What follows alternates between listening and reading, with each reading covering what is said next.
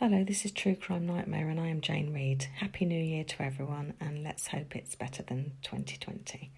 This is my first episode since the 17th of December of 2020 due to the Christmas and New Year break. This case is the unsolved disappearance of Andrew Gosden, who was 14 years old at the time that he went missing in 2007. There is not a lot of information available on this case, sadly. Not very much is known about what could have happened to Andrew Gosden.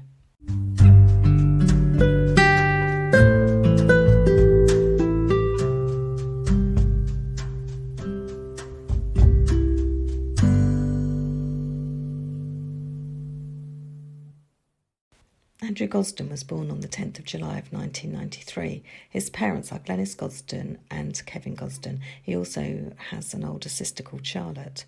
Andrew disappeared from Doncaster, where he lived at the time, on the morning of the 14th of September of 2007. Technically, he actually went missing from London because that is where he had travelled to from his home in Doncaster, it would turn out later.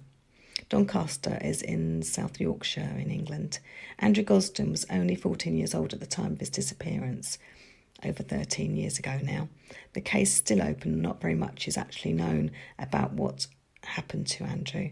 He withdrew £200 from his bank account prior to taking a train to King's Cross Station in London on the morning of the 14th of September of 2007. Andrew had bought a one-way ticket from Doncaster Station to King's Cross Station on the 14th of September 2007. The last confirmed sighting of Andrew Gosden was from a CCTV camera at King's Cross Station in London on the day that he went missing. The CCTV had captured Andrew leaving the train station on his own.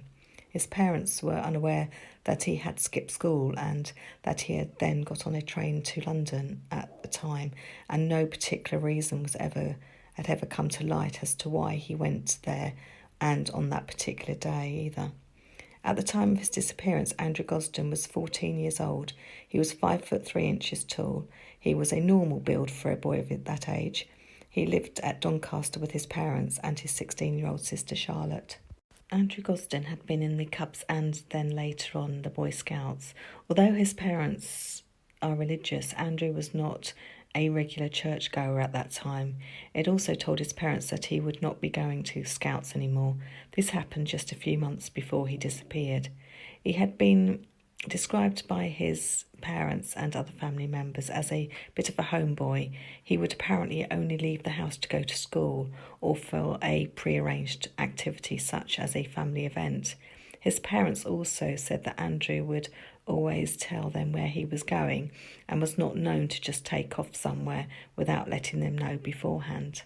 Andrew was considered to be a gifted student at school, and he also had a 100% attendance record prior to the 14th of September of 2007. Andrew Gosden attended the Macaulay Catholic High School. He was on the Young, Gifted and Talented programme. This programme is designed to enhance the educational development of the top 5% of school pupils who qualified. He had been expected to achieve straight A's in his upcoming GCSEs. He was also a prize-winning mathematician who had seemed destined for Cambridge University, which is one of the top universities in the world. Andrew had appeared to cruise through school by those closest to him at that time, including his school teachers who considered him to be very gifted.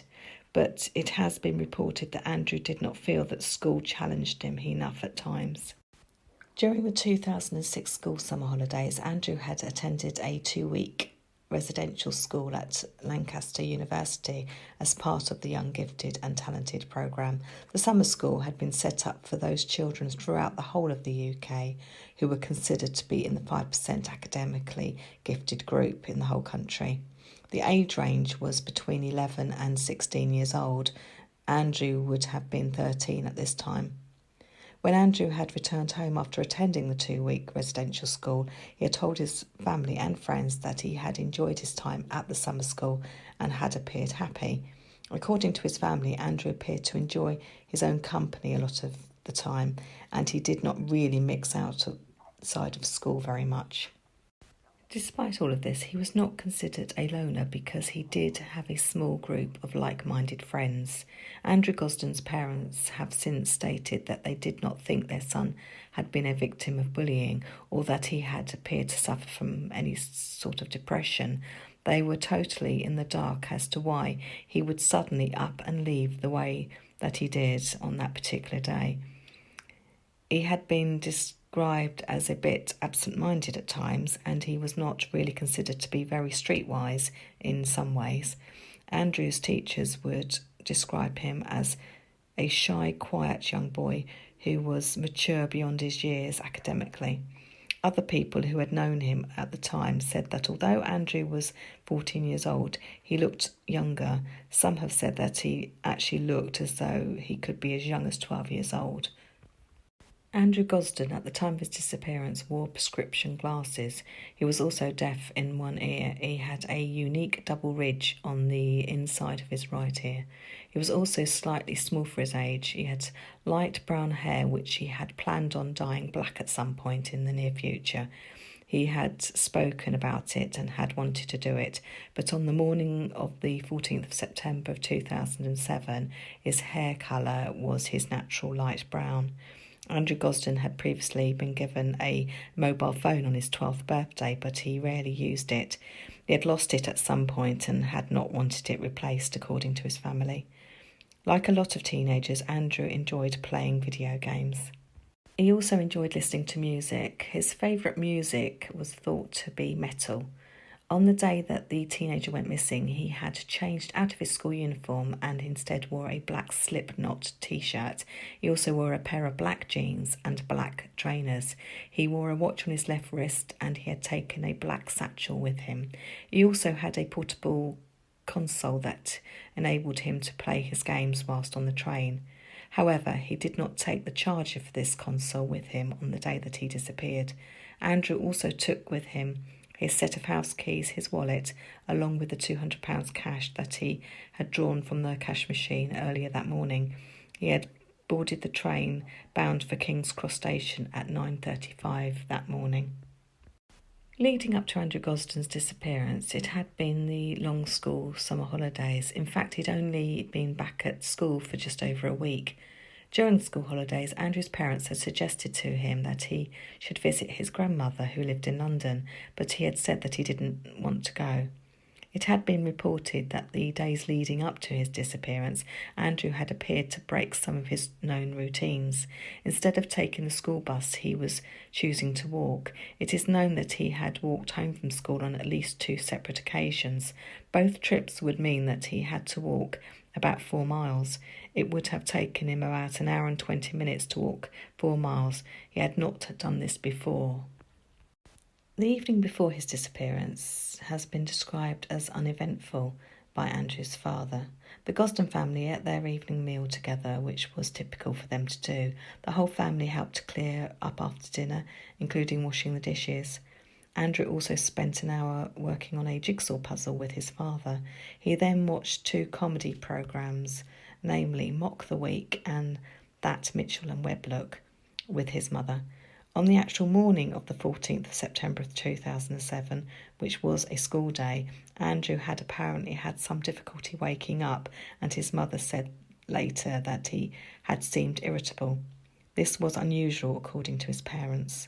At 8:05, after dressing in his school uniform, which included his school blazer, he left his home to go to school.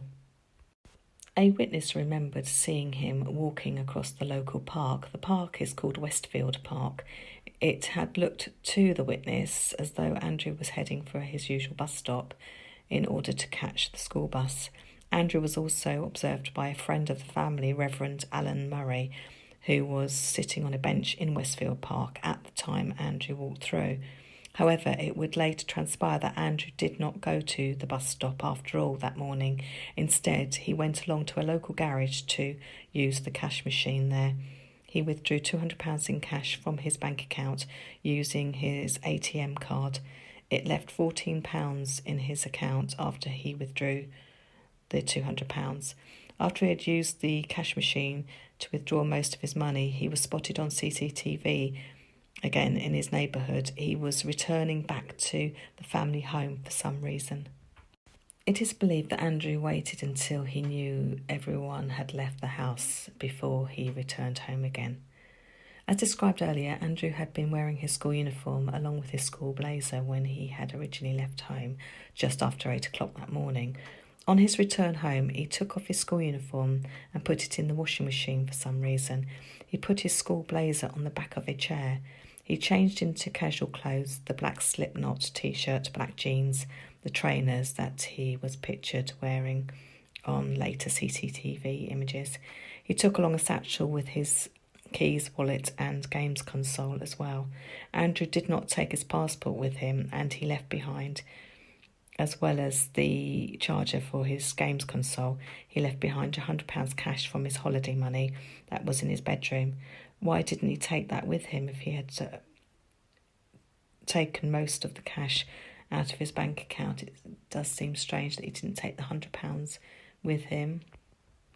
Andrew Gosden did not take any warm clothing with him either, and no jumper or sweatshirt or coat had been taken from the home. At about 8:30 that same day, Andrew Gosden left the family home for the second time that morning. He was seen heading down Littlemore Lane towards Westfield Park. He was captured on a neighbour's CCTV camera again. He then walked to Doncaster railway station, where he purchased a train ticket to King's Cross Station in London for that day, the 14th of September 2007. He only purchased a single, not a return ticket, despite the ticket seller telling him that it would only cost an extra 50p to buy a return ticket, but Andrew was clear he only wanted a single by all accounts. This information was later reported to the police investigating Andrew's disappearance. The ticket to London cost £31.40. Doncaster is roughly 170 miles from London, and the train journey would take about 2 hours or just under. At 9:35 on the 14th of September 2007, Andrew Gosden boarded the train to King's Cross. He was on his own. A fellow passenger remembers seeing Andrew on the train. She had sat next to him. She later told police that he was engrossed in playing games on his console and had been very quiet.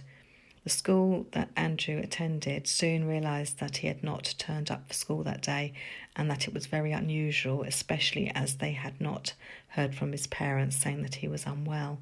Someone at the school tried to contact Andrew's parents, but they made an error and left a message on the wrong answer phone, not Andrew's parents' answer phones or their mobiles. The train from Doncaster to King's Cross Station in London that Andrew Gosden had caught that morning arrived at just before 11:20. Andrew was captured on the CCTV cameras from the railway station. The camera recorded him leaving the station at 11:25. Once again, the 14-year-old boy was on his own, and there was no evidence of anyone following him. This, in fact, is the last known sighting of Andrew Gosden. Not very much is known as to why Andrew would suddenly decide to skip school and go off to London. It is known that Andrew knew a few people from London, namely from the Sidcup area. This is where the Gosden family have relatives. No sightings have ever come to light of him having been seen in the area throughout that time. Andrew's parents thought at first that it was possible Andrew had simply just wanted to spend a day in London. It was known that he liked visiting some of the many museums there, but no positive sighting has ever come to light about him visiting any of the museums in the area. The family also considered whether Andrew had wanted to see some of the local metal or rock bands that were playing in London at the time in some of the smaller venues. But once again, nothing came of this line of inquiry either, which makes the case all the more frustrating in my opinion. CCTV footage was gone through by the British Transport Police, who are the ones who are in charge of policing the railways. At first, Andrew Gosden could not be positively identified due to the amount of people at the King's Cross station. There were many commuters coming through the busy station at King's Cross in London, as you can imagine, but when the Transport Police went through the footage again, Andrew Gosden was identified. The last known image of Andrew Gosden was very quickly distributed to all media outlets, local and national, to try and find out what had happened to the missing schoolboy. During the initial investigation into his disappearance, it was thought that maybe Andrew had arranged to meet someone that his parents had no knowledge of. The police investigating the missing persons case had to consider that maybe Andrew had arranged to meet up with someone who he had met online. It is not that unusual for a 14-year-old not to tell anyone about what was happening in his life. It was known that Andrew was reasonably familiar with certain areas of London and that he felt comfortable travelling on trains as well as on other forms of public transport by himself. And although London is about 170 miles away from Doncaster, as proven, it only took a couple of hours on the train, so it was quite possible to do without too much trouble. Andrew had enough money on him to pay not only for his train ticket, but also for food to last him for a few days at least. He also had relatives living in Sidcup, which is only 17 miles away from King's Cross Station. He could have, if needed, made it to their house if he was able to, and if he had actually wanted to. When the police searched the family computers at the Gosden home, they could not find any evidence that Andrew had arranged to meet up with someone. The school computers were also checked, as well as the computers that the general public had access to at Doncaster Library, but nothing came to light regarding Andrew Gosden's plans or his whereabouts. The not knowing what happened to Andrew must be awful for the whole family and for his friends. A few days after his disappearance, his father travelled to London along with other family members to hand out flyers and to put up some posters in the areas that they thought Andrew most likely would visit. They really concentrated on the popular museums that it was known he enjoyed visiting, as well as any likely exhibitions that the family thought Andrew could be interested in attending. But there were no confirmed sightings or any leads that came from this effort, unfortunately. Apart from a few unconfirmed sightings, nothing has ever been discovered about what actually happened to Andrew Gosden. The Gosden family do not know if he is still alive, but that he chose to start fresh somewhere else for whatever reason. Andrew's father has stated that Andrew enjoyed a popular sitcom, which was called The Fall and Rise of Reginald Perrin, in which the main character fakes his own death in order to start a new life. Did Andrew decide to just disappear and start again somewhere? When Andrew arrived at King's Cross Station, he could very easily have taken a bus or another form of transport to another part of the city and just disappear into a crowd with no clues left behind whatsoever. Andrew was known to have a good knowledge of how the public transport system worked at the time. He was reasonably familiar with some parts of the city as well. He was considered to be fairly confident in trying to negotiate his way around London without too many problems. This is not bad for a 14-year-old boy who does not actually live in London, in my opinion. Also, at the time of Andrew's disappearance in 2007, buses were free for children to use as well, which would have made his money go further if necessary. He did have to pay for any train journeys, and he obviously paid his single fare to get from his home of Doncaster to London in the first place. There were initially over 100 potential sightings from the general public in relation to Andrew's disappearance, most of them shortly after he had gone missing. 45 potential sightings had come in from the London area and 11 potential sightings had actually come in from Brighton. Brighton is a city on the south coast of England. The distance from London to Brighton is less than 50 miles. Also, both cities have very good public transport links, so he would not have had too much trouble getting to Brighton from London if that is what he had wanted to do for some reason. Brighton, which is in East Sussex, is a very lively city with many attractions and lots to see and do, a smaller version of London in some ways, but with beaches. After discussions between the police and the Gosden family at the time, it was felt that one of the most plausible of all of the potential sightings had been of someone saying that they had seen a boy who looked like Andrew at a Pizza Hut on Oxford Street in London. Oxford Street is only a few miles distance from King's Cross Station in London. That particular sighting had been on the day that Andrew had gone missing as well. Additionally, there had been many other potential sightings, as you would expect, but some were probably more credible than others. One potential witness had claimed to have seen Andrew Gosden at Covent Garden on the same day that he had gone missing in 2007. Another sighting had placed Andrew outside of the Natural History Museum, which is located in South Kensington, London. South Kensington is only about 3 miles from Covent Garden. Close to the Natural History Museum is also the Science Museum, as well as the very popular Victoria and Albert Museum. These are 3 of the most popular museums in the whole of London. Admission to museums are free in England and have been since 2001. People can make a donation, but they do not have to actually pay an admission fee to enter. Andrew Gosden was known to have been very keen on museums. However, no confirmed sightings have ever come to light regarding Andrew Gosden, either in 2007 after he had left King's Cross Station or today. As is usual in these unsolved cases, many different theories have been put forward, including the possibility that for some reason, unknown to those who knew him, Andrew Gosden had simply just wanted to disappear and start a new life somewhere else. Over the years, age-progressed images have been done to try and help locate Andrew Gosden, but so far no lead has come to anything.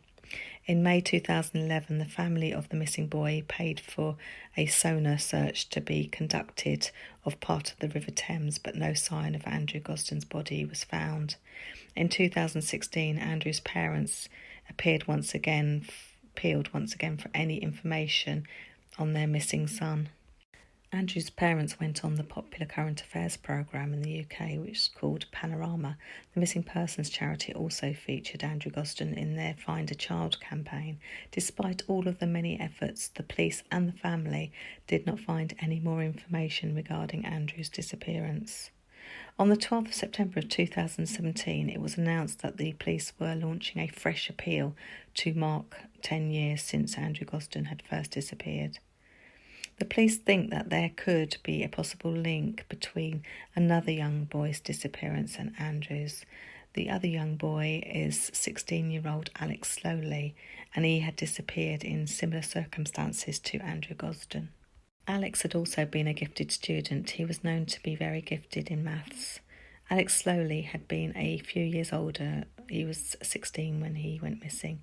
It is thought that he had been staying at a friend's house at Edmonton in London.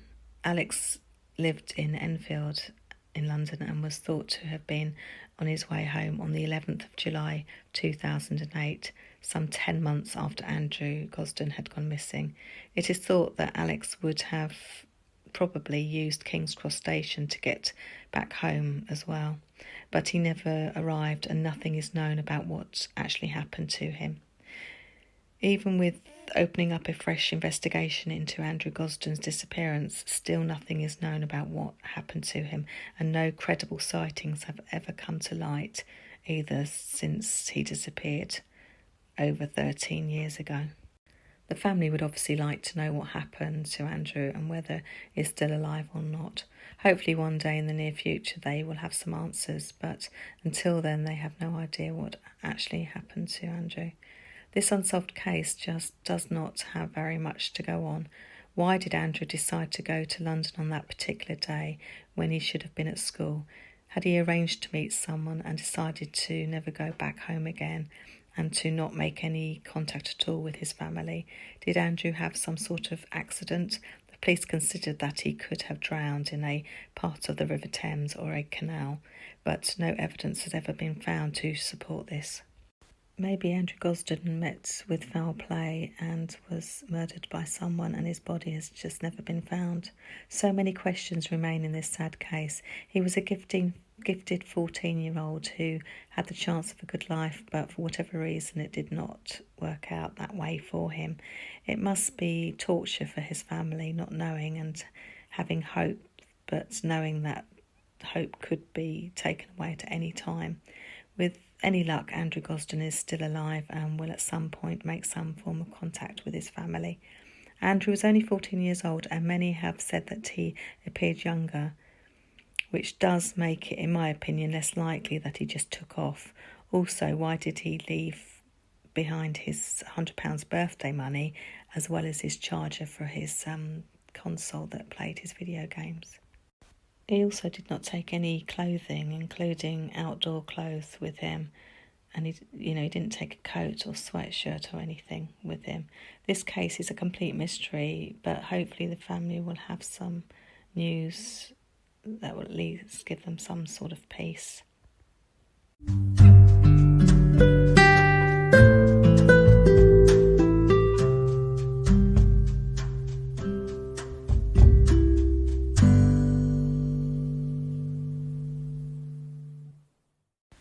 Thank you very much for listening. Credits for this episode go to medium.com and Wikipedia, as well as www.missingpeople.org.uk. Thank you very much.